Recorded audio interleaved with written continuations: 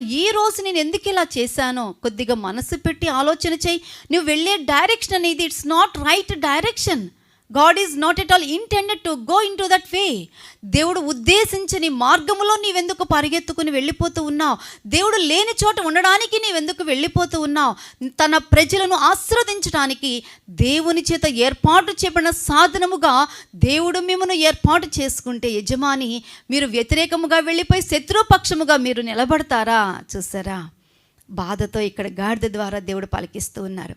అప్పుడు ఆ తర్వాత మనం చూసినట్లయితే, అంతలో యెహోవా బిలాము కన్నులో తెరచెను కనుక దూసిన ఖడ్గము చేత పట్టుకొని త్రోవలో నిలిచియున్న యెహోవా దూతను అతడు చూచి తల వంచి సాష్టాంగ నమస్కారము చేయగా, ఇప్పుడు యెహోవా దూత అంటుంది, ఈ ముమ్మారు నీ గాడిదను నీవేళ కొట్టితివి, ఇదిగో నా ఎదుట నీ నడత విపరీతమైనది కనుక నేను నీకు విరోధినై బయలుదేరి వచ్చి